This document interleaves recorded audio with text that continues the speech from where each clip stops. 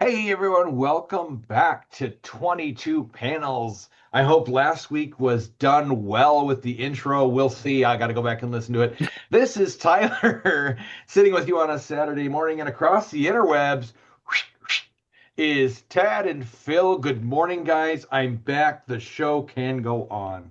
Strong with Do the you, flips. do you I like think do you I do you I like think my my audacity?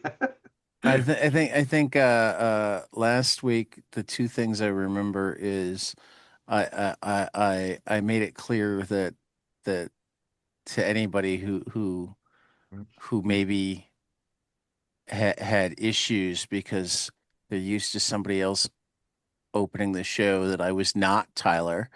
Um and I think I forgot the thwips. Oh That's okay. man. There, As it's as much as you guys enjoy me doing them, I'm surprised that they were not done.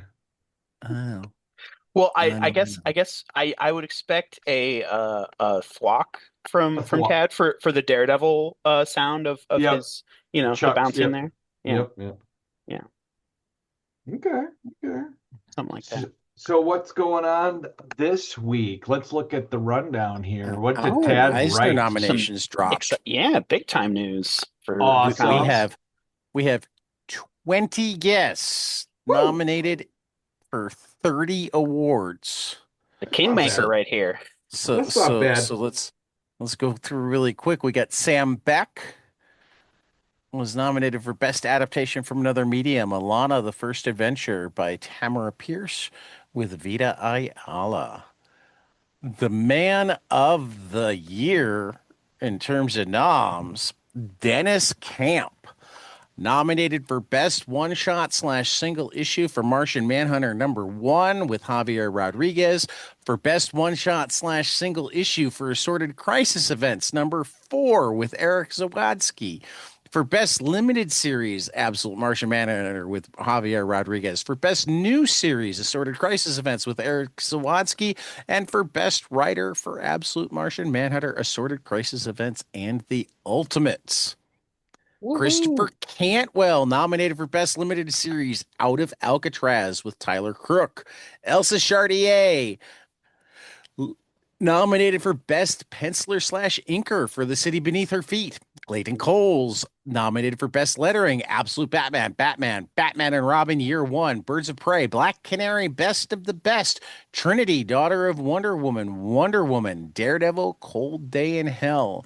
It was when I was typing the Clayton Coles out that I went, oh, we have a very interesting former guest that wasn't nominated for anything at all this year. Let's see if you guys pick up on who that is. Tyler Crook, Best Limited Series out of Alcatraz with Christopher Cantwell. Kelly Sue DeConnick, Best Continuing Series, FML with David Lopez. Kayla E., Best Graphic Memoir for Precious Rubbish. Kieran Gillen, Best Continuing Series for The Power Fantasy with Caspar Wingard. David Harper for Best Comics Related Periodical Journalism with Sketched.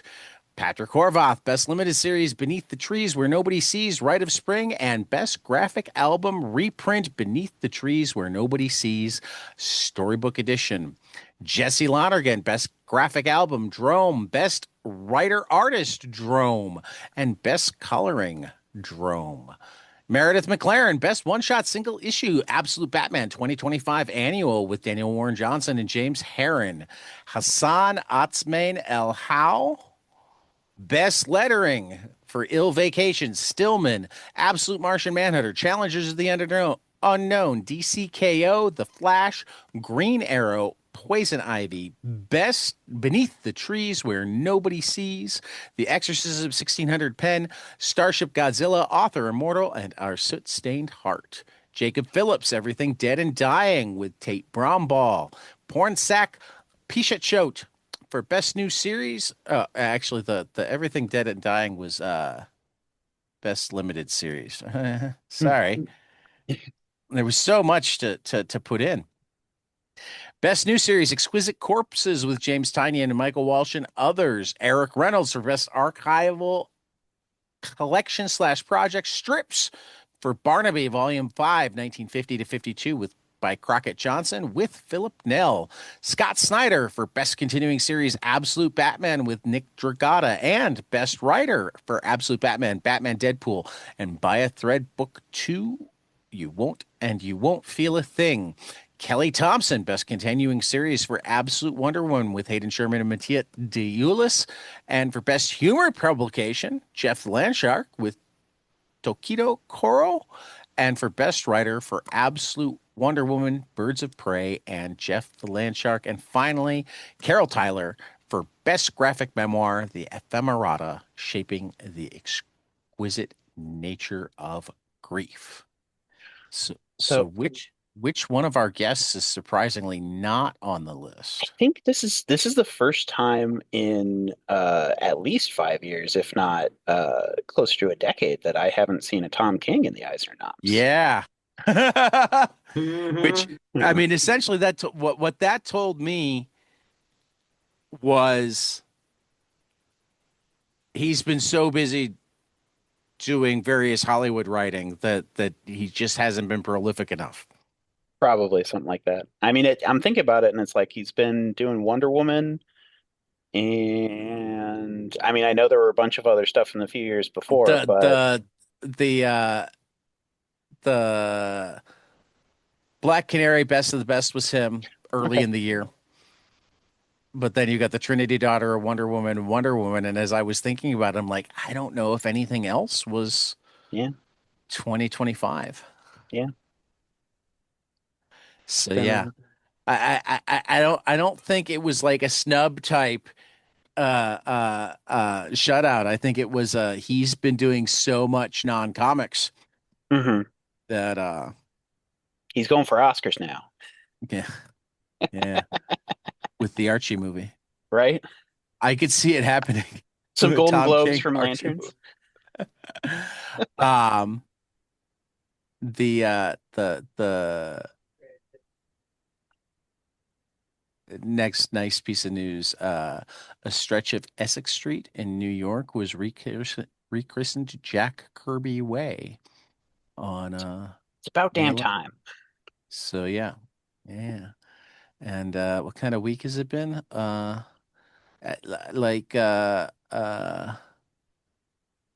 So let's talk about what's his name? Chi? Xi?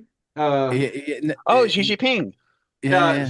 so he one of my favorite things from this week is that he gave Trump some rose seeds for flowers Oh boy. um, as a kind of a joke, I think, about Trump paving over the rose Over the garden. That's hilarious. Yeah. He mentioned another one of he asked Trump how do we avoid the I'm gonna butcher this Greek name, but the Ty Tyclides trap. Okay. Um which was a name I hadn't heard before, and I doubt Trump ever had before either. But it's the principle of when there is an existing power feeling pressure from an emerging power in history, they go to war more often than not. Essentially asking a hyper intellectual question to Trump: How do we avoid going to war? Which Yeah. is again hilarious to me that he would because ask. he's like because he's like I don't want to, like he's even said like this would be bad for both of us, let's not, Yeah, but Trump is so stupid. I mean, when he just thinks that this will be fine to. yeah. Okay, go ahead. I was gonna say when Xi Jinping is coming off looking like the better national leader, we're in trouble. So here's my $1 million question. Um, if say Trump trades for whatever non-promise the Chinese, I mean, because we know that you don't actually have to like deliver anything. Like Hmm. if Trump lifted restrictions on Chinese electric vehicles in exchange for whatever pat on the back he's looking for, would that be a bad thing? I mean, I don't think so. I think from what I've heard about the Chinese electric vehicles, they sound like they would be great, you know? Um, like if anything, it's one of those where I feel like the best way to sum up the economy under Trump is it's my foot and I'll shoot if I want to. Yep. Yep. That is perfect. It's my foot, and I'll shoot if I want to. It's Yep. mine. It's mine. Oh, goodness. Yeah. Yeah, I mean it's one of those things where I mean I haven't done any deep research, but from, you know, what I've heard of how things are going in China compared to how things are going here, um, it sounds like better. It sounds like they're Hmm. actually trying to make progress. I'm always a fan of nations, putting resources into solar I power. I mean they've taken over the electric market Hmm. worldwide, and like I've heard, but like obviously don't don't know a ton about, because like I mean I'm finding that it's hard to even find information on them on US Mm, web portals. So like I yeah, haven't gotten deep into right. just doing the Google search so far, but like um word has that they're like fantastic cars. Hmm. And on one side I get like the big deal is the Chinese could be they could be using it to spy, blah blah blah. I mean, the same reason we don't allow what Huawei phones. I think it's Huawei. Mm, I'm not Like sure. one of the global competitors with Apple is a Chinese company that isn't Um, allowed in the US because Interesting. we're worried about them being used to spy. Hmm. At least We that's the official reason. If anyone's But going I'm to sitting spy there on going, Americans, it's going to be Americans. aren't iPhones made in China, first of all? Second Wow. of all, Oh. like the pagers that Israel used as bombs weren't made in Israel. Hmm. Like it seems like it might be the red herring reason not to have. Hmm. Yeah. Hmm. I mean, again back when there was all the hullabaloo about TikTok being Chinese owned, and they were like, "Oh, this is unprecedented data access." A lot of the analysis I saw was this is literally like the same type of shit that Facebook does. So Mhm. rather than us being afraid of, oh, China's doing it, it's like, oh, that's because we want to be the only game in town, you Right, know, um, right. which is, quite frankly, an anti-capitalist sentiment. Quite hypocritical coming from the US, if you ask me. Well, I mean, this is where I go back to where like Yeah, we're so far from capital, from even a generous definition of capitalism. right, which is why honestly, like every time they talk about anti-capitalists being added to like domestic terror watch list type stuff, I'm sitting there going Oh, like, we just need to change our language, make it strictly anti-oligarch, there you go. emphasize the fact that the powers that be are anti-capitalist. Yep. Yep. Discouraging competition. Um, so yeah. Anyway, new to order. Initial orders due May 28th. I can't believe that I've waited this long to talk about 100 bullets The U.S. of Anger from Brian Azzarello and Eduardo Riso. Happy 250th, America. Lano's back. You won't survive the year. Not many people made it out alive from the fall of the trust in 100 Bullets. Lano did, just barely, and it sent him spiraling on a years-long international odyssey. His one-time protege, Luke Hughes, was the only one smart enough to walk away clean. But now tragedy has come knocking on Loop's door, and the scent of blood has attracted a dangerous stray dog. Lano's back in the United States, and he's on the hunt. Through a network of good old boys and militias, megachurches, millionaires, and madmen, in a in Brother Lano, Lano unsuccessfully tried to save his own soul. In the U.S. of Anger, he'll play Satan to a host of demons tempting the United States to sell hers. The multi-Eisner Award-winning team of Brian Azzarello and Eduardo Riso has returned to its most famous creation, unleashing a new chapter in Vertigo's greatest crime saga, told for the first time in stunning black and white. Awesome. That is exciting. Final order cutoff June 8th, in stores on July 1st. Okay, next up we've got Dead Acre from Rhett C. Bruno and Jamie Castle and Cullen Bunn, with art by Riley Brown. Life isn't simple for a demon hunter.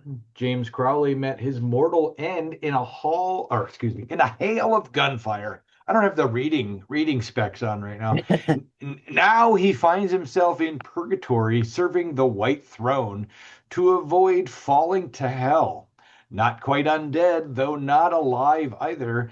The best he can hope for is to work off his servitude and fade away.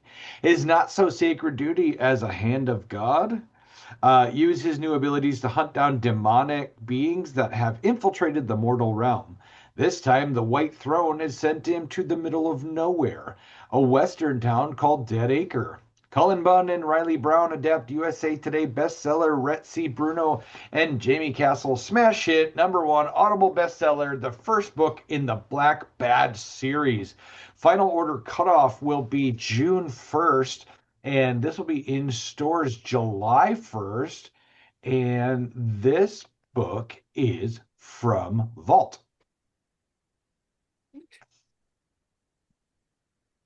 Fear of Death, a Rachel Rising story from Terry Moore. 10-year-old Zoe witnesses a brutal murder that sets her on a dark path. When the angel of death arrives to collect the spirits, Lilith attempts to strike a deal but doesn't get the outcome she hoped for. Vowing revenge, she sets a plan in motion that will become the story of Rachel Rising. Final order cutoff is June 1st, in stores on July 8th from Abstract Studio. Next up, we've got The Smart Division, #1 by Zach Kaplan, John J. Pearson, and Hassan Utsmain El Howe, coming out from Dark Horse Comics. A dark and modern sci-fi detective series set 5 minutes in the future, when a mysterious new predictive artificial intelligence program appears responsible for assisting someone in the perfect murder. A pair of unlikely investigators, a chaotic Gen Z savant, and a veteran FBI agent must hunt down the killer by starting the FBI's first AI crimes division. Creator Zach Kaplan and Eisner Award-winning artist John Pearson reunite for the first time since their fan-favorite horror series Mindset. Once again, that's coming out from Dark Horse Comics, going to have a final order cutoff of June 29th, in stores August 5th. Awesome. Let's see here. We got, my thing timed out on me. Give me a second, guys. I gotta pull Dun, red. dun, dun, dun. Okay, so for listeners out there, we are going to talk about Star Trek red shirts, but my thing has timed out on me, and I don't have it pulled up. That's what I'm going to call it next time. It's like, no, this isn't dysfunction. My thing just timed out. Yep. All right. Is that what Peggy said? Yes. Yes. She said, honey, don't feel bad. It just timed out. It's a timeout error. Yeah. All right. Okay. Star Trek Red Shirts goes to the 21st century. Scott Buencristiano. Is that how you pronounce it? I hope so. From IDW. Revenge is the dish best served on time delay. From Jerry Duggan. Comes the next Red Shirts bloodbath. On the Federation's farthest frontier, red shirts don't just die, they are used. When conscripted security grunt Harry Dubert finds contraband hidden inside a fallen comrade's body, he uncovers Section Null, a secret Starfleet directorate turning disposable red shirts into assets in a sprawling criminal conspiracy. Teaming with Lina Tavel, an Andorian officer with her own covert agenda, Dubert digs too deep and becomes a target. Someone inside Starfleet security is selling out the Federation. And once Dubert and Tavel learn what red shirts are really for, there's no going back. This is a final order cutoff of June 15th and will be on sale July 22nd. And yes, this is from IDW. All right. A warning to listeners, this next title is indeed a pun. This is Valhalla, like Valhalla, but spelled with law at the end, from Ben Fisher and Pedro R.M. Andrio. Adis Friggsdottir is an Icelandic attorney and descendant of the goddess Frigg, blessed with the gift of making unbreakable contracts. Adis takes on her most difficult case yet when she is hired to broker a peace treaty between the Norse gods in an effort to prevent a new Ragnarok. Valhalla is contemporary fantasy filled with dark humor and high concept action, plus a bit of legal drama. But at its chilly heart, the book is about family, as Adis juggles saving the world and rediscovering romance with her recently reanimated girlfriend. It's going to have a final order cutoff of June 8th in stores, July 15th from Ablaze Comics. That's you again, Phil. Oh, it is me again. Holy cow. Now we're into graphic novels. Graphic novels. Graphic novels. My thing timed out as well. This is Big Guns, Stupid Rednecks by Austin Allen Hamblin and Mariana Mira, with a cover from Kurt Belcher. After a string of unexplained disappearances in the southern parts of the United States, retired detective Clint searches for his white trash brother. While trying to solve the mystery of his brother's disappearance, Clint ends up being abducted by aliens. He is now in the arena for Big Gun Stupid Rednecks, Intergalactic Cable's newest hit show, which puts humans in blaster gun gladiatorial combat, and his brother is the reigning champion with 27 kills. From the minds of Austin Allen Hamblin and Mariana Mira, Big Gun Stupid Rednecks is a fast-paced social commentary full of rednecks blowing each other up with lasers. This trade paperback collects for the first time ever. Oh, it's a collection, not a graphic novel. Okay, that's okay. It is going to have a final order cutoff of June 29th, in stores July 22nd. And that is from Prana Publishers. Yeah. All right. So we are going to talk about Click from Kayla Miller. From the New York Times best-selling author illustrator Kayla Miller comes a graphic novel about friendship and finding where you click in middle school. Perfect for fans of Smile and Real Friends, Olive wants to get in on the act. Any act. Olive clicks with everyone in the 5th grade until one day she doesn't. When a school variety show leaves Olive stranded without an act to join, she begins to panic, wondering why all of her friends have already formed their own groups without her. With the performance drawing closer by the minute, will Olive be able to find her own place in the show before the curtain goes up? The New York Times best-selling author illustrator Kayla Miller has woven together a heartfelt and insightful story about navigating friendships, leaning on family, and learning to take the stage in the most important role of all. Click is going to have a final order cutoff of June 1st and will be in stores July 1st, and it is being put out by HarperCollins. All right. Momo John Cusack. This one looks Acclaimed actor awesome. John Cusack and celebrated international artist Ignacio No deliver a wild genre-bending road trip with cosmic stakes. Two fugitives form an uneasy alliance on a mission tied to none other than Jackie Gleason. Yes, that Jackie Gleason. And quickly find themselves in way over their heads. What follows is a surreal collision of pulp sci-fi, occult mystery, and dark humor, packed with bizarre encounters, buried secrets, and forces far beyond their control. As reality starts to crack and loyalties fray, one thing becomes clear: this trip to save the world, or end it in spectacular fashion.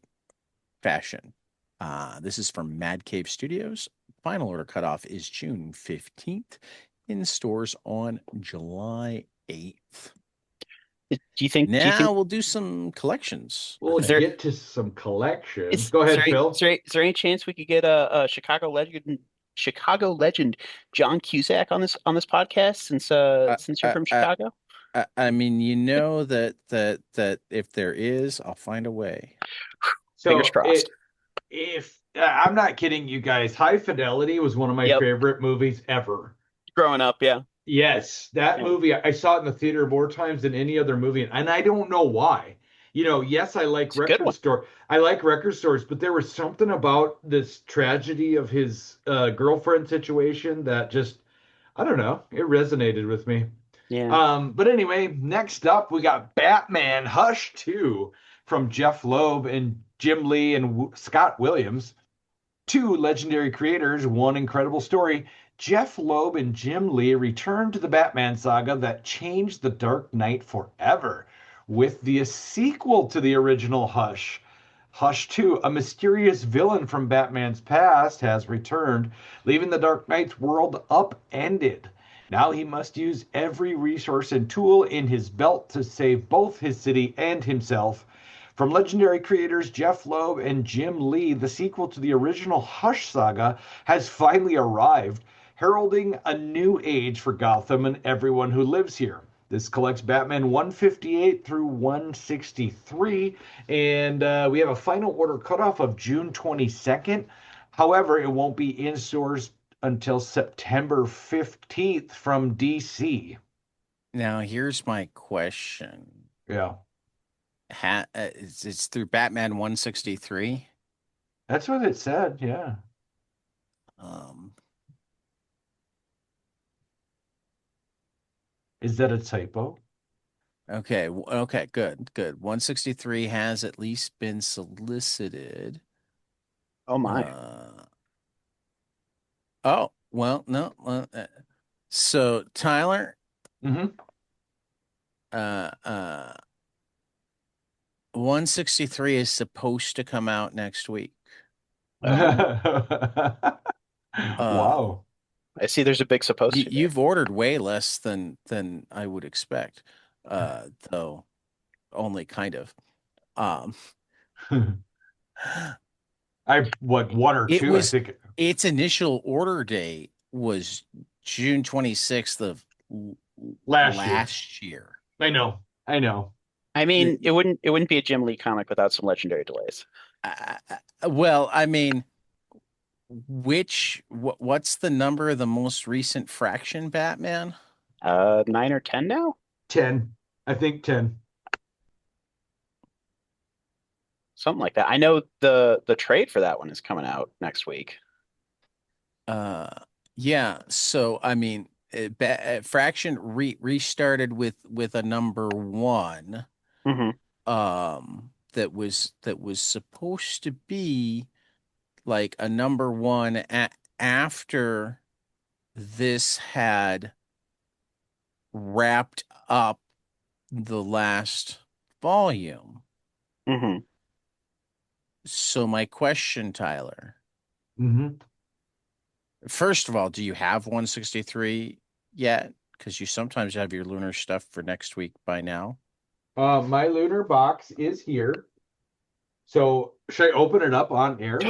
Yeah, let's do an unboxing. Okay. All right. Let's do this. Let's see wait a minute.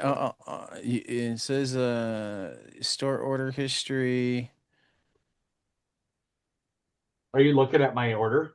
Yeah. You're supposed to have one, so to take a long time to possibly to find find it. it might be a needle in a Oh, haystack. Here's the thing. Here's the thing. I'm the only one that buys Batman in my store right now, so it's for Oh me. wow. that's funny. That's funny. Guys, like I Don't said, read it until next Tuesday at least. guys, like I said, or Phil, you weren't on at the Yep. time. You had lost. Was taking a sabbatical. Yeah. No, this was like 10 minutes or an hour ago Hmm. before you came back on. May has been a tough month at my store. Mm. This so I still get Daredevil from Dreamland in Libertyville because I like Charlie and I don't want to stop patronizing him. So I was in to pick up my new Daredevil yesterday. You know who he had for free comic book day?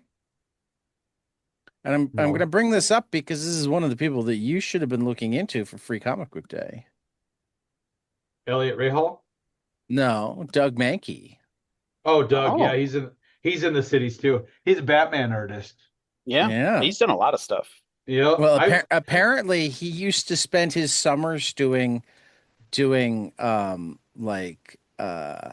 he did 3 summers where he was one of the airbrush artists at Great America. So the thing about Doug, I know him personally.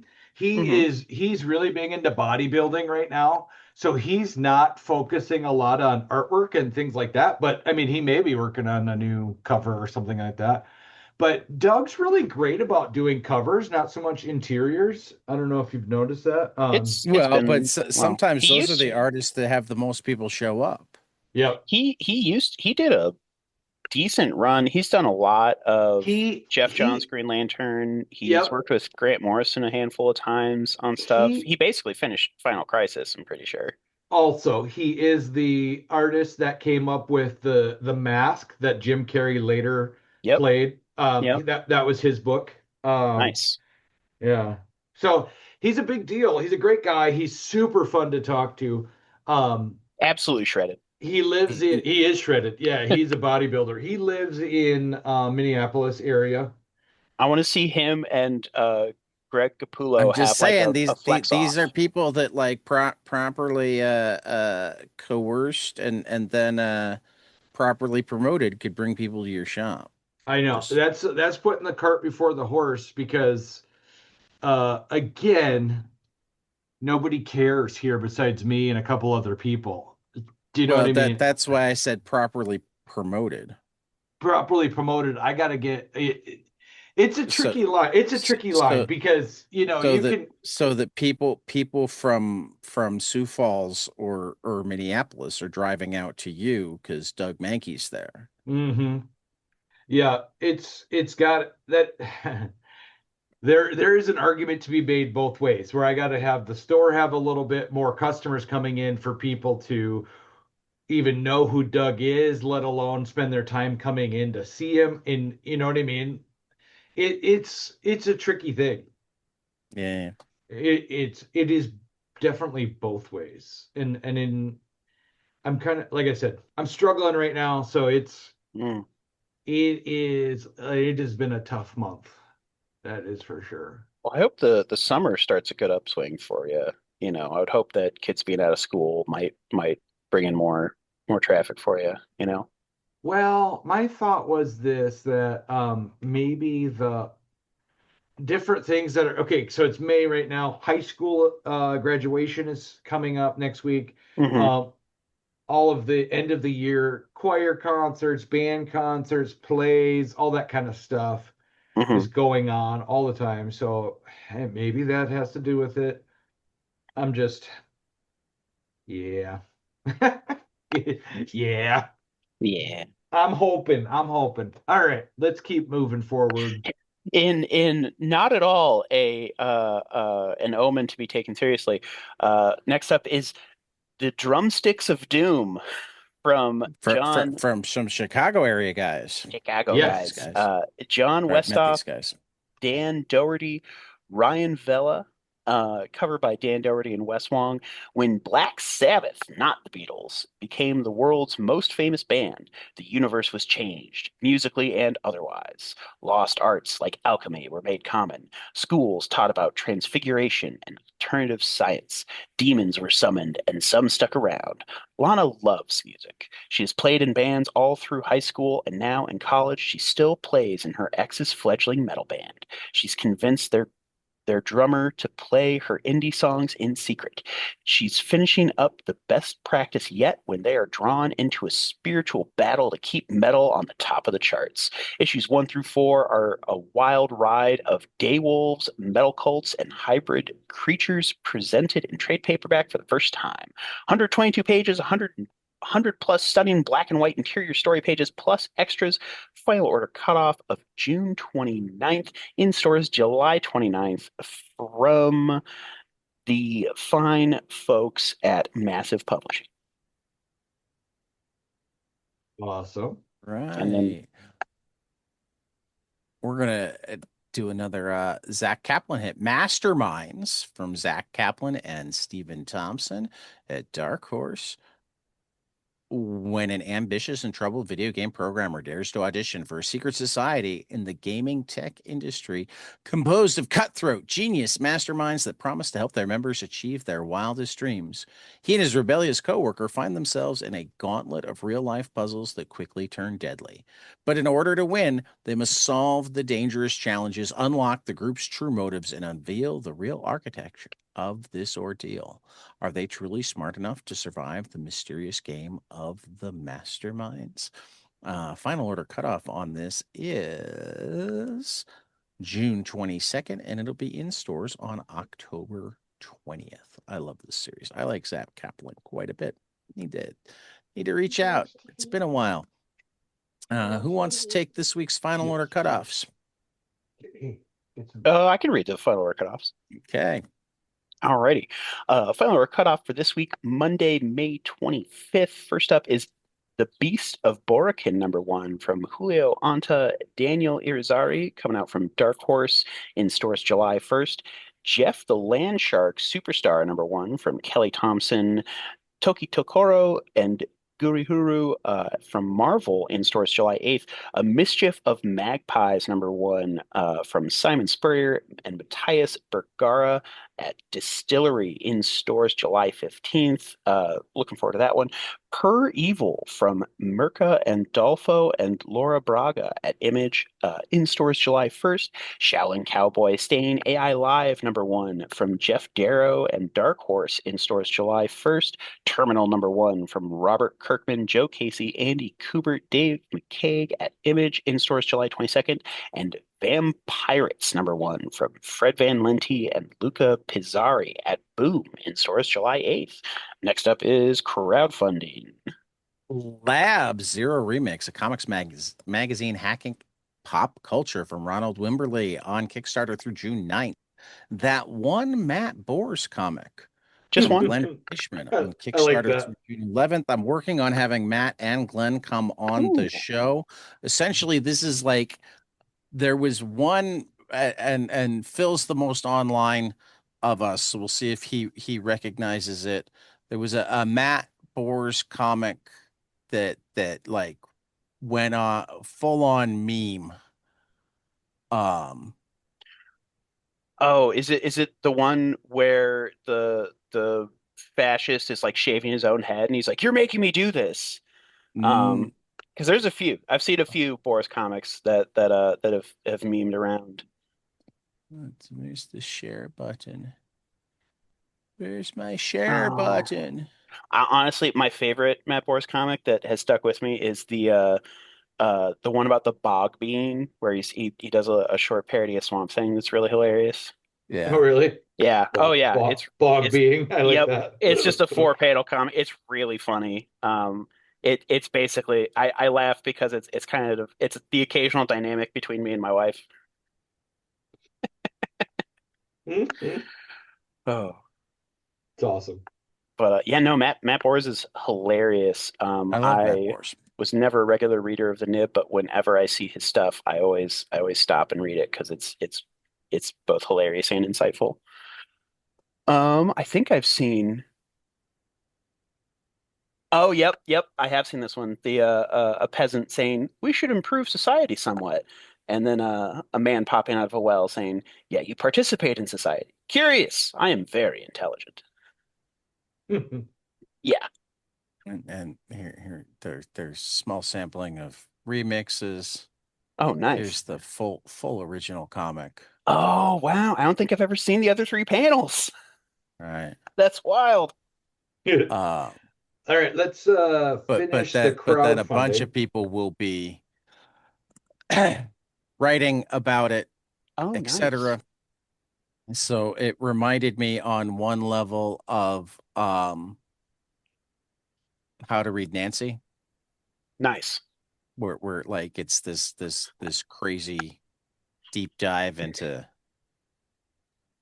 one small Right. That I'm laughing because that so I saw recently when scrolling on Reddit someone asking to explain the joke of a Nancy comic, and I was like, if you don't get Nancy, there's something wrong with you. There's just a fundamental disconnect from society. I mean like the only thing I can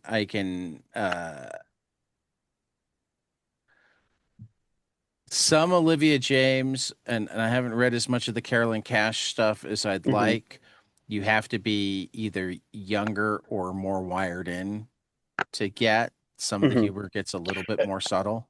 It was a classic Nancy, or at least it Well, looked like a classic Nancy. So then, someone most likely a bot was just not having a good time. right, right. So anybody coming soon on Kickstarter, we've got Forgotten Divine from Mark Russell, Russ Braun from Ahoy, interviews from Mark and Russ, as well as Ahoy heads Tom Pyre and Stuart Moore are already available on 22 panels, as is a conversation with Jason Cohn, whose film documentary Tezuka, God of Manga, will be launching soon on Ooh, Kickstarter. That was my most recent conversation. It went live last night. All Uh, that's right, exciting. I'll have to check so that let's out. so we'll learn do more some humble about Tezuka. bundles. Yep, humble bundles. All right, so Humble bundle. humble bundle. A bundle of humbling.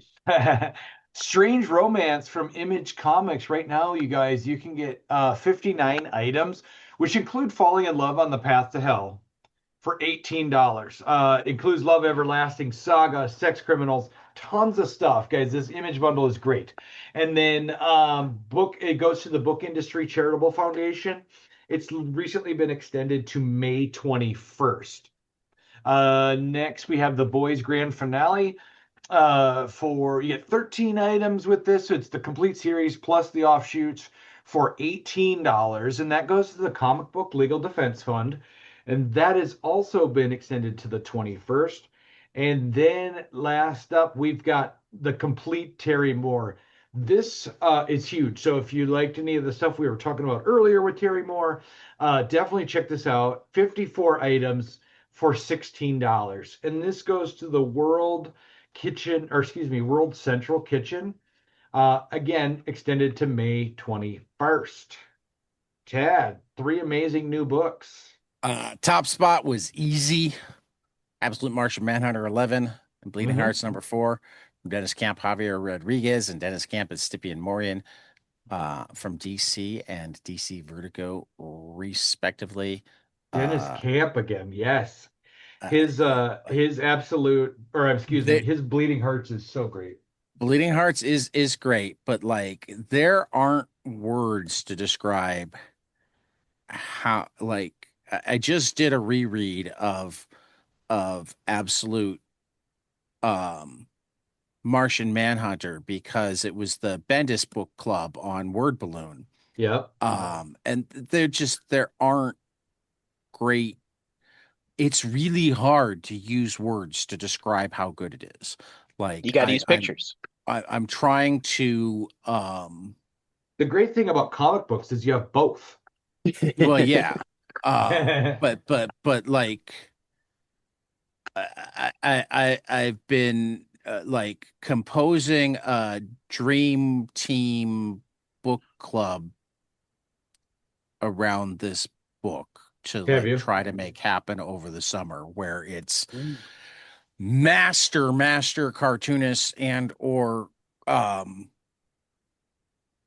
like super smart comic adjacent people Mm-hmm. um who aren't necessarily superhero people, because like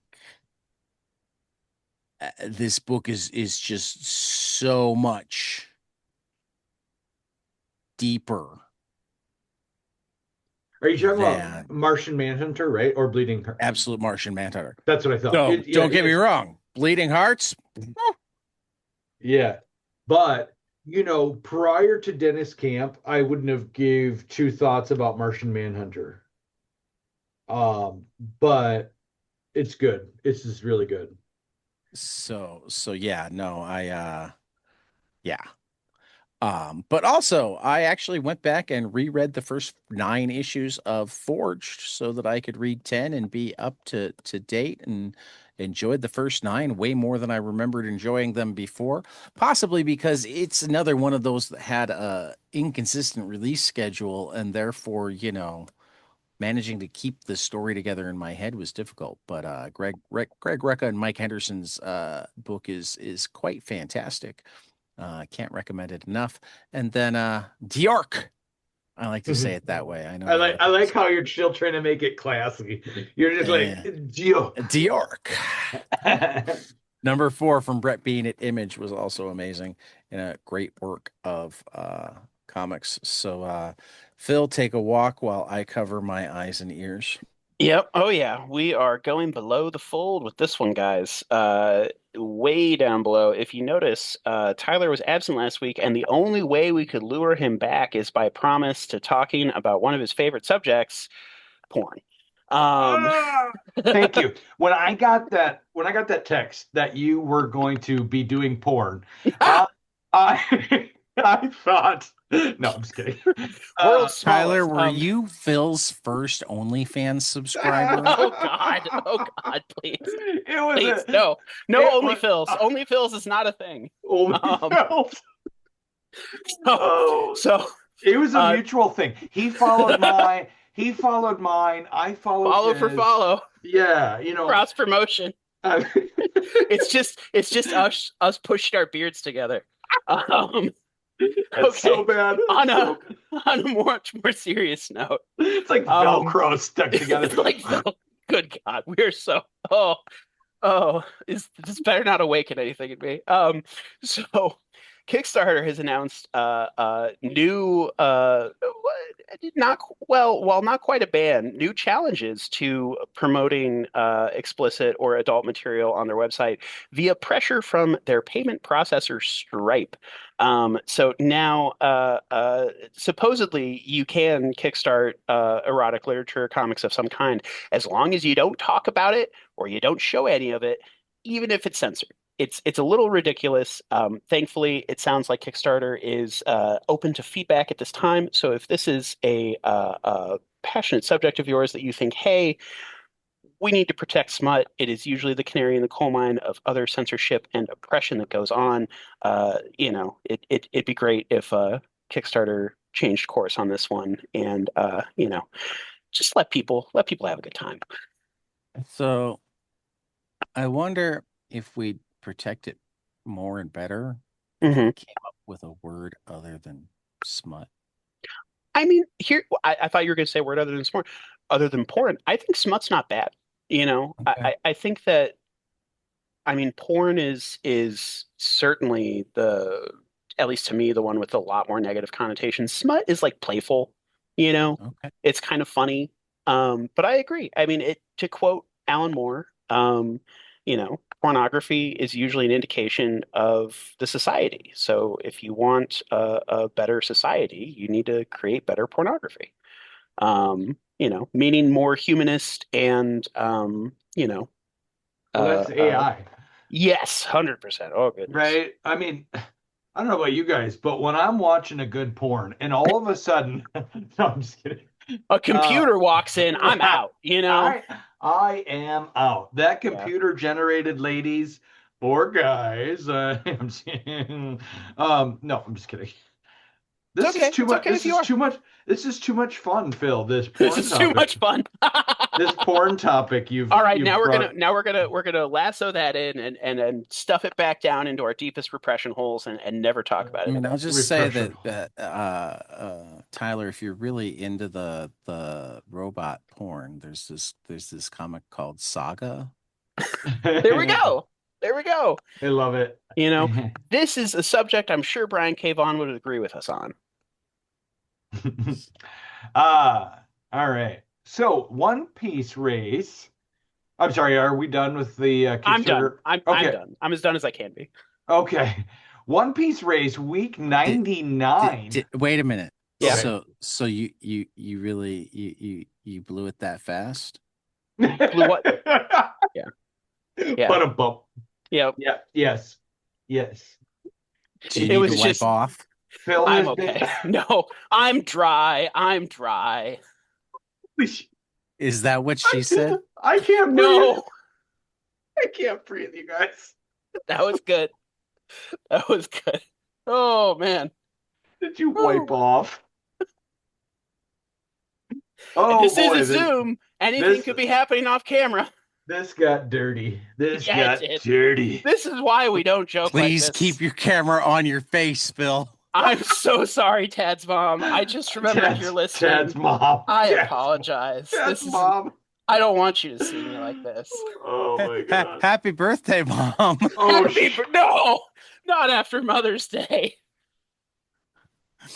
Her birthday was Thursday, actually. So I mean, it's not quite. Happy belated birthday, Tad's mom. my eyes are watering. So you depending guys. on when I publish this, I'm going to a baseball game with her tomorrow. If I publish this before I leave, there's a good chance that she'll have listened to it by the time I see her. So She'll have this a is- drive to Sure. listen. It's gonna She'll be the wanna- gift that keeps on giving.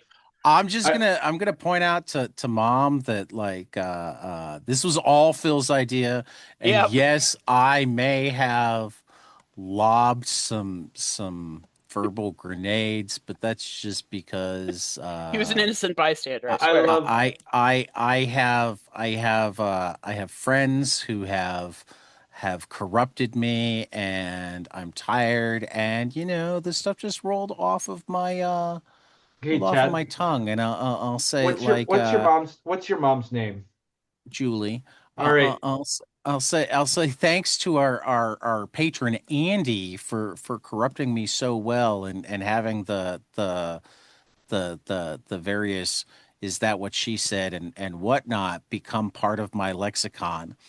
That was one of the best is that what she said that I've heard in a minute. So applause to Yeah. you. So, all right. So let's just take a serious minute, Julie. I can't even be You serious. can't take a serious minute. I am sorry that we have corrupted Tad. I'm so sorry. But See, she's known me for 46 years. I don't think Mhm. she believes that any of you have corrupted me. I was also going to say this is one of those societal notions that we'd love to start changing. That hey, maybe this shouldn't be seen as impure and corrupted from like a puritanical moral Right. system. I mean, that's like- actually another thing I'll say about taking away the stigma of things like this. Like, Mhm. if you don't call all porn bad, Mhm. then you can start having discussions about what is good and what is bad porn. exactly. It It needs to be good porn. It needs to have a story. yes, agreed. And I mean, like it's I mean, also one of those things that like I need to be wooed a little bit, right? you need some romance, and that's perfectly fine. And so the way I think of it is that mentally, if everyone could just divide porn into three categories: one, yes, I'm into that; two, I'm not into that, but it's still okay; and three, that probably shouldn't exist. That would be a great place to start. Right now, too many people are putting things entirely into one bucket or the other. There needs to be Yep. more acceptance of things that you're not specifically into, and It needs to be a spectrum, yeah, and again, this stuff isn't going to change if people don't talk about it. If it No. continues being a subject that people are too embarrassed to talk about or ashamed, or it just that's how oppression runs rampant when we don't talk to Yep. each other. Yep. Yeah. Cool. That's my soapbox. I'm going to put it I back in the back of the honestly closet. think that one of the reasons that Europe seems to have so many less problems with a lot of these things is because they sent their Puritans here. Yeah. Oh, yeah. The Puritans came to America, so they're fine Yeah. over there now. The people who were too stuck up and judgmental for the British were sent over here. That's Hmm. funny. Oh man, let's talk about some Copra. What? One Piece You Copra. race. skipped something. Did I? You were not becalmed. Oh my I God, you was not guys. becalmed. Here's the thing. Here's the thing. Maybe you need to find a way to participate in this grand tradition of ours. Oh, One Piece. Yeah, Yeah. Okay. All right. So week 99, you guys, of One Piece. I know. 99. Yeah, I and Next caught we up did though. week, actually go back and like get the we've numbers right. You we notice figured there's Nice. no I, question mark there yeah, anymore. I'm Phil. like I feel Well, like we jumped ahead because we were we in the 80s did. for a while. We did last week while you or 2 weeks ago when you were Hmm. gone, Phil, or whatever it was. Yeah. Tad and I did a quick A research. few weeks ago. I Hmm. don't know if it Hmm. was strictly 2 weeks ago, No, you're but right. You're right. It was in the past. Yeah. right. We did a little research and figured out that we are actually right now currently 99. Yeah. Um, Nice. so That's awesome. yeah, and So it's almost 2 years, coming up on the all, 2 year mark. It almost is. of chatting about One Piece. Um, currently, I'm not participating in it because life is hard. That's fair. I Yeah, read a book and a half this you know, I'm through volume Tyler, control yourself. I just finished volume 69. I'm fine. You know why? Because I have an emotional support pickle. Can you That's guys? Okay. amazing. Oh, that's fantastic. That's hilarious. Oh, did your emotional support pickle time out earlier? Did it sign up? Yeah, I'm sorry. I'm sorry. That's the last one for now. That's the last one for now. Hello. And this is now so Tat, are we accepting manhwa in the because my goal in this One Piece race is to see Yeah. how many other series. So I read a little manhwa called My Bias Gets on the Last Train. It was actually a really cute rom-com about two people who met by taking the last train home together, and one of the guy accidentally plays some indie music loudly. And the girl then says, "Hey, I recognize that. That's, this band, Long Afternoon." And he's like, "Oh yeah, I absolutely love them." Turns out she is the artist Long Afternoon. And so now it's like they're in a romance, but she's hiding that she's his favorite artist from him. It's really cute. It's really cute and innocent and Cool, sweet. So cool. I had a good time. Until she has to tell him the truth and he dumps her. Well, that's the lingering In drama. Yeah, that's the tension. in One Piece, they're saving children that the government is experimenting on. Hmm. That's certainly seems more prescient. That's for sure. So, uh, yeah. Now we can talk some Copra.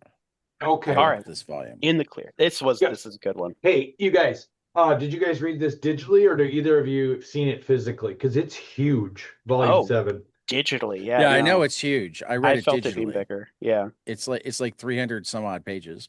Mm-hmm. Yeah, there's way more than the typical volume so Well, I far. think I think a lot of it was because it was a shorter story arc. He Hmm. Yeah. threw in the verses, he threw in some of the stuff that hadn't been published previously. Hmm. Yep. Yep. This Yeah. was also the volume I kind of realized this, but this was the volume where I really really realized like the level of indie most of this was when it came out in terms of he'd make it all himself, he'd print it all himself, he'd send it out all himself. Like it was a really old school comics community Mm-hmm. Hmm. built out of this book. Um and I like that the Copra verses was both a way to expand on some of our villains, but Hmm. also an opportunity for him to mess with different styles. Hmm. Yep. I kind of want the artist take on that, Tyler. For working with different styles, I Well, but feel. what you thought of his of the styles he was doing? You know, there was the one where he penciled and then colored and didn't ink, and he Yeah. did straight to ink, and Yep. And so you had this difference between like kinetic action and like a little bit more like quiet personal drawing. mm-hmm, I know those are weird words, but like I just felt like it would go from bombastic to just um I don't know, like pressure is relieved with the more quiet artwork. Do you know what I mean? mm-hmm. Hmm. To I me, it relieves pressure of, like, and I bring it back to Robert Kirkman writing Die, Die, Die, and there was no relief in that. It was just hmm constant action. hmm And this is a good blend. This is Yeah. very, and when he switches art styles to to show the difference between the two, I think it really works well. Oh yeah. Well, and I appreciated his notes on how he was playing with storytelling as well, with those Mm-hmm. changes in art style. Of that, I didn't realize that the reason Copra issue 25 was, considered the long lost issue was because it was a flashback.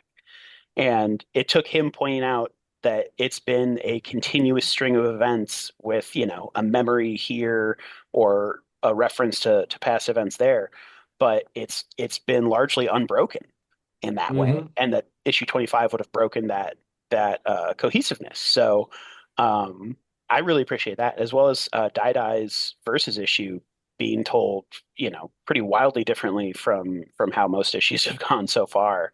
Yeah, Was with also the wild. one story per panel. Yeah, like holy cow. That's the kind of stuff that I love seeing. Hmm. And I felt like the my biggest point from last week was that the art felt off to me last volume. Like it felt like he was changing his style to fit more of the expectations of a typical image reader. And now with this volume, it feels like he's kind of found himself again, to where he's getting weird, he's getting experimental. This has some of probably the most experimental stuff in Copra that we've seen so far. Um, Yeah, I agree. Like in the early stuff, he did kind of go back and forth between like less detailed isn't the word, but mhm. like simple. I don't know. That's not the Well, still not the right it's word. it's like all of it early on, all of the artistic liberties, like the non-conventional storytelling was done to service the action. Whereas now I feel Hmm. like the non-conventional storytelling is the point of itself. Um, and so it's used in more quiet moments, and it's not like it just gets weird when there's action. If that's like an overarching view there. I agree. Yep. And then to me, having this mix of, the main arc, but Hmm. then also including these long out of print rarities Hmm. previously, like stuff we hadn't seen, or at the time it was coming out, readers wouldn't have seen it. It really dove deep into the rogues gallery kind of thing, and Hmm. early adventures. I Yeah. just think it was a great collection almost, Hmm. as opposed to, yes, there was the main arc, right? But there was Yeah. so much more included, And this is which one, if sorry, go ahead. it just added flavor to the whole thing, all 7 volumes so far. Is there 8 Yeah. total, or how many are there? Yes. Yeah. Yeah, right That, now. that's what I was getting to, is that if I was someone who was reading these volumes as they came out, this would be like a signpost that, okay, he's kind of cleaning out the closet before the series is over, you know, Hmm. because you Though, wouldn't. I mean, the writing here, there are a Mhm. couple places where he talks about 50 and beyond. So I don't know if he Oh, changed his mind between hmm. writing the essay stuff here, Yeah, or if we're going to read Death to Copra and go, oh, wait a minute, this isn't necessarily over. yeah, that will I be think we, interesting to see. I think that'll probably be the case. I mean, the my biggest guess that it'll probably be over is because they're putting out the master collections, which I mean, like, could be wrong. It'd be great if it's wrong. It'd be great if there's either a second series or a spin-off, regardless of whether it's connected to Well, I Copra or mean, the not. first Master Collection came out when he went to Image to begin with. Oh, okay. Okay. Because I just saw that the volume The two is coming second out one now. and third one are second one is coming out soon. The third one's been, I think, announced. Nice. Yeah. I am Hmm. definitely going to be looking at those Yeah. Christmas this year. No, What those are definitely things I want to add to my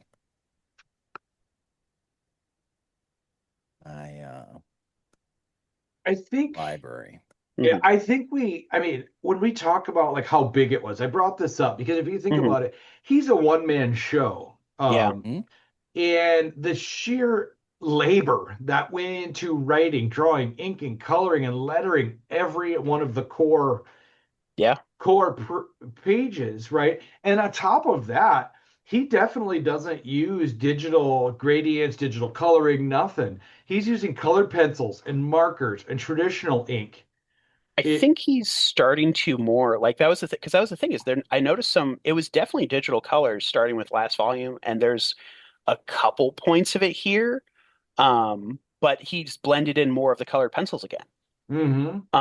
So that was kind of what fell off about last volume too, was that like, oh wow, this is at least as far as I can tell, this is definitely digital coloring. And even, but yeah, but even still, even with just touches of digital coloring, it's still a massively impressive labor to put out an entire issue one man Yeah. show. The panel structures are so crazy and Yeah. different because like right, we routinely have characters being smashed through panel borders. Yep. Well, Uh, that go ahead, finish, but that leads me to like the next major topic that I was going to bring up. Um, and so that kind of layout really um, helps bring to life the chaotic and speed of those fights. You know what I mean? Hmm. Absolutely. Yeah. Go ahead, Ted. uh, what did you think of that last arc? And would you have noticed that he used a 9 panel undergrid if he hadn't told you?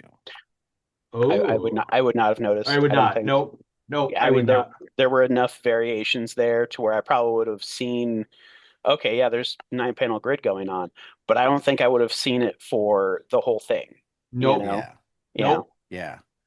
But it once you see it or once you're told that that's what he did, you're like, oh, that Hmm. looks cool. That's Well, awesome. and that really, I mean, that's it's another statement about the versatility of comics. I mean, Hmm.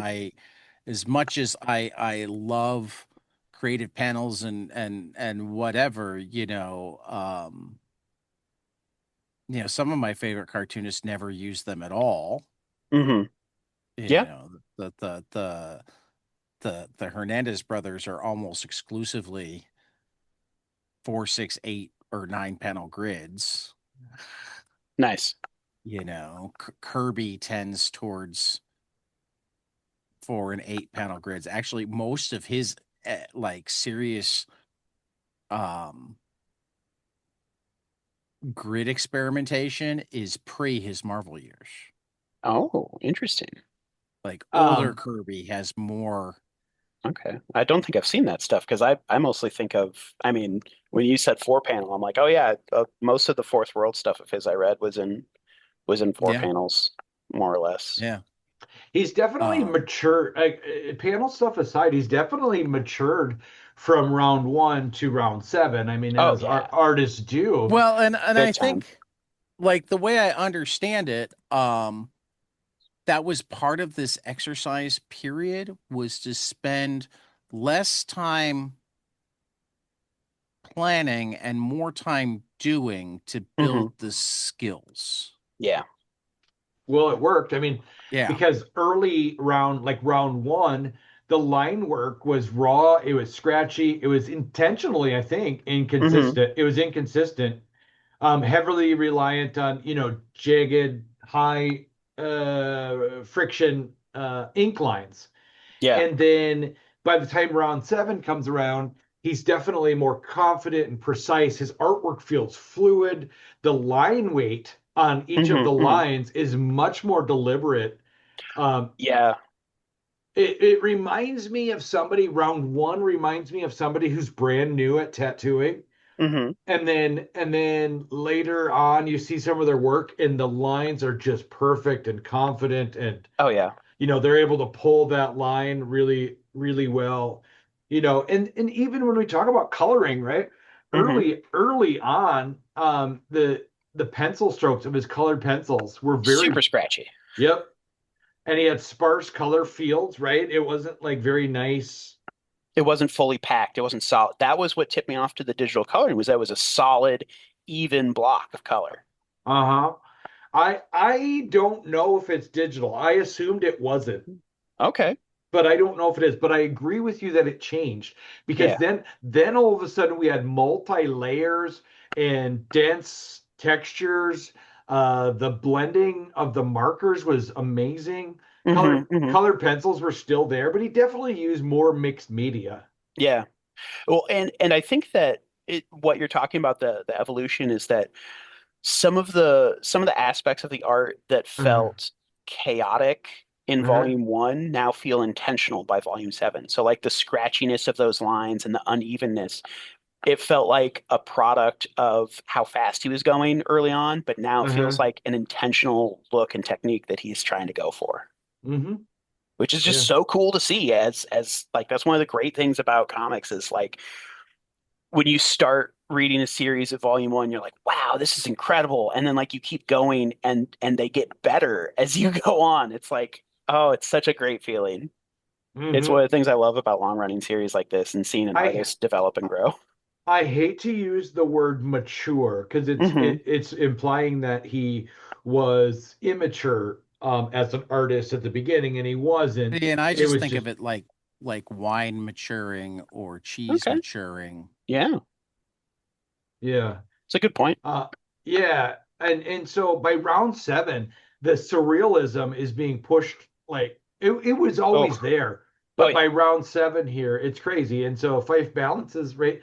He uses that negative space really well with very dense backgrounds, Hmm. Hmm. making the sci-fi and magical elements, I guess, feel jet more grand and over big and overwhelming. You know what I Yeah, mean? I I'm love trying to that. search for the right words, but I love how he uses abstraction to emphasize sci-fi and fantastical elements, because so much of the rest of the team is just like dudes with guns and a guy who can beat the shit out of people, you know. yeah, yes. Um, that yes, that he uses the non-traditional techniques, strange paneling, the scenes with people's arms flying all over the place.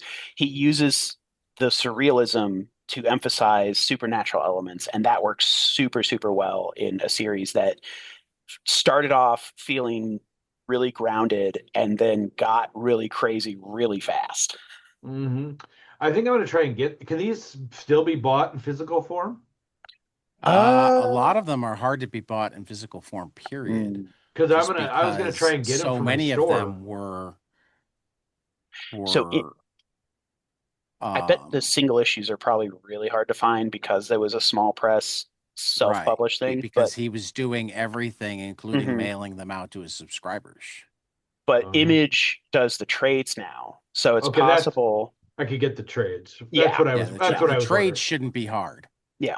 I'm Um, hoping Master Collection Volume One isn't like sold out of print no, everywhere. it's not. Okay, cool. Okay. I may have checked. I was gonna say starting to think about Christmas already.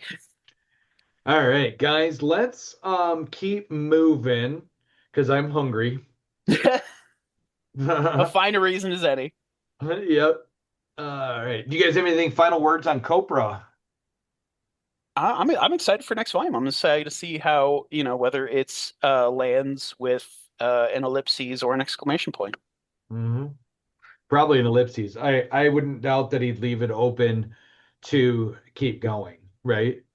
It'd be interesting. We'll see. We'll have to see. Yep. Yep. All And right. So I would say like this is Michael FIFA bowls. Yeah, right. Dot dot dot. Boom.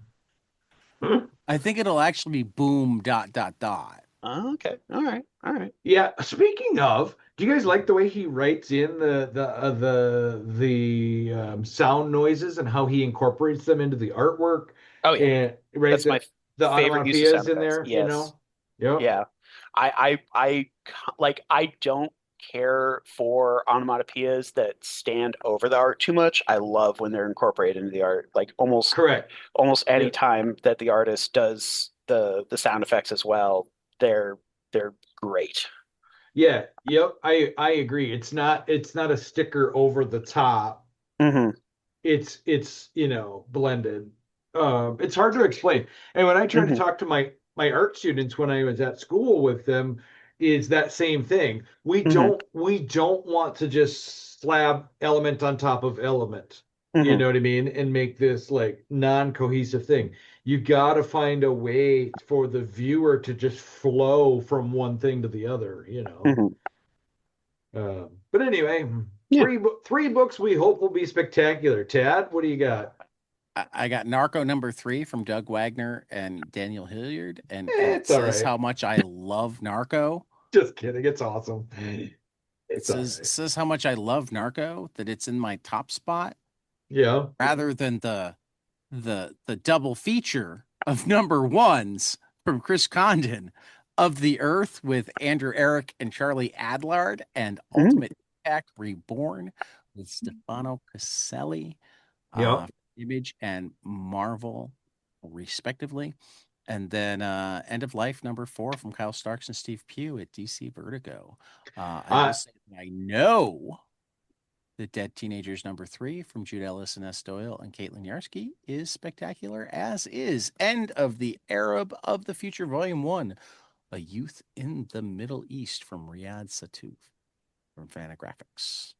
mhm. Fantagraphics is I a bunch I of cool. probably would move up the end of life to number two or one. It is so good. Kyle It Starks is really like is. it's amazing. And Kyle's amazing. Narco, I think they have I would actually battle them out for number one. They're both equally great. But anyway, collections. I'll quit interrupting. Phil, Collection. Oh, okay. I didn't know if you were going to highlight any. So I actually do I have a tossed in handful. some stuff, but Yeah, but yeah. The all new giant size trade waiter graphic novel pick. First up, yeah. So it turns out that Copra Master Collection Book 2 is coming out this week. So figured to shine a light on that in case all of our talking about Copra has enticed you to buy it. It's coming out soon, or an easy way to ingest it is coming out soon. What's Um, included? What's included with the master collection? Is that rounds uh, one, two, and three or something? so I Or well, it's think, it's book 2. The yeah, or first uh-huh. yeah, 12 yeah. issues were in the first master collection. Hmm. So I think this one takes you through 24. Yeah, I didn't get a full list, but I'm hoping that if I had to guess, if they do 2 volumes per master volume, then there might end up being 4. Who knows? Maybe they'll go more than just the first 12 this time, or the next 12 this time. But yeah, yeah, we will see. And then of course there is a book that I read back when it came out is getting re-released. Dave with the A as a 4, IDW Classic Collections from Ryan Ferrier and Valentine Ramon over at IDW. It's a series about Earth after it has been taken over by robots, and it was a fucking hilarious series about the life of this robot amidst a weird world. It was. Yeah, it's been a while. I should probably reread it, but definitely recommend it. And then another book that looked really interesting is I'll look at Liquidator that. from It's Peter just a sec. Milligan and Peter Kowalski, as well as the colorist. The last name was Simpson. I want to say Brad Simpson. I could be wrong there. Brad. And Simon Boland from Mad Cave. That looked like a weird time travel story of some sort. I love Kowalski's art, and Milligan is a pretty good writer too. So definitely worth checking out if you haven't.